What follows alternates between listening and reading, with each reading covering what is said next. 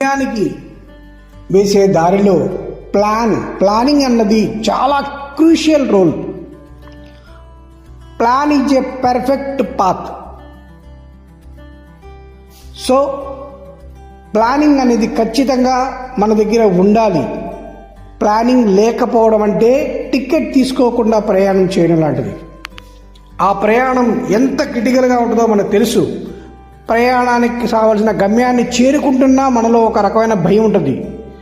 ఆ భయంతో ఆ ప్రయాణాన్ని ఎంజాయ్ చేయలేం, ఆ ప్రయాణంలో వచ్చేటువంటి ఫలితాన్ని ఎంజాయ్ చేయలేం. సేమ్ అలాగే ప్లానింగ్ లేని పని మనకి ఎటువంటి ఆనందాన్ని ఇవ్వదు.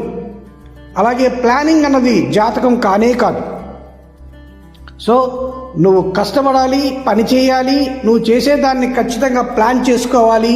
ఆ ప్లానింగ్ అనేటువంటి ఒక విజన్లో నువ్వు ఖచ్చితంగా శిఖరాన్ని